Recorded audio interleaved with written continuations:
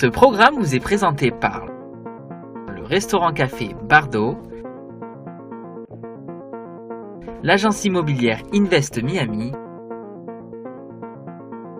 et votre voyagiste Contact Tour.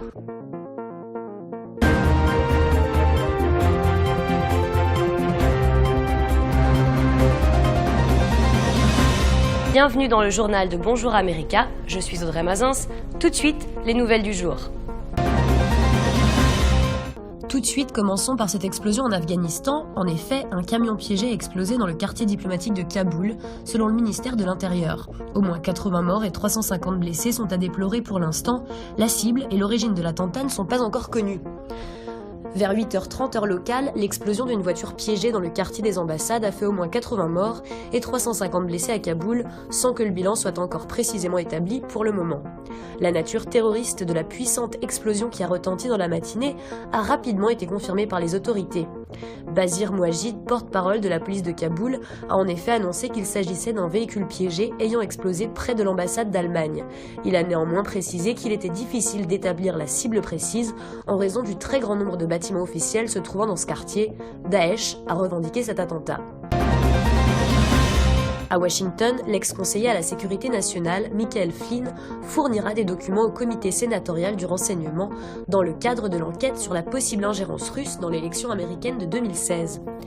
L'avocat de Donald Trump, Michael Cohen, a pour sa part rejeté une demande d'information du comité du renseignement de la Chambre des représentants et l'ancien employé de la Maison-Blanche, Boris Epstein, a confirmé avoir été contacté pour des éléments d'information dans le cadre de l'enquête de la Chambre.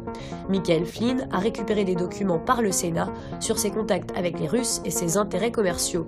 La Chambre des représentants lui a aussi envoyé une assignation à comparaître. En Serbie, le président élu et ancien Premier ministre serbe Aleksandar Vučić a prêté serment aujourd'hui mercredi à Belgrade. Il a notamment promis d'œuvrer pour la préservation de l'intégrité territoriale de la Serbie, comprenant le Kosovo. La cérémonie d'investiture du président aura lieu le 20 juin. L'ex-premier ministre serbe Aleksandar Vučić, qui a remporté le 2 avril la présidentielle avec 55,08% des voix, a prêté serment pour prendre ses fonctions de président de la Serbie pour une période de 5 ans, et ce, lors d'une cérémonie tenue au Parlement à Belgrade. Les membres du gouvernement et les dirigeants de l'Église orthodoxe de Serbie et d'autres religions, ainsi que le président de la République serbe de Bosnie-Herzégovine, Milorad Dodik, ont assisté à la cérémonie de prestation de serment.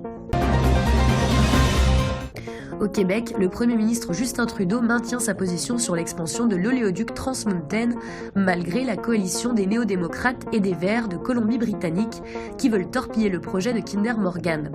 À l'occasion d'une conférence de presse conjointe avec le Premier ministre italien mardi, Justin Trudeau a réitéré que le feu vert accordé par Ottawa à Kinder Morgan était fondé sur des faits quant aux meilleurs intérêts des Canadiens. Des élections provinciales ne changent rien au bien fondé pour ces faits, a-t-il poursuivi. Trudeau a ajouté que son gouvernement comprend que bâtir une économie solide requiert du leadership tant sur les plans de l'environnement que de l'économie et que ces facteurs orientent les choix des libéraux. En France et partout dans le monde, la campagne pour les législatives bat son plein. Avant le premier tour qui aura lieu le dimanche 11 juin prochain, l'Assemblée nationale devrait connaître cette année un afflux de nouveaux visages, peut-être un record depuis 1958. Aux législatives, nul besoin de recueillir 500 signatures pour pouvoir être candidat.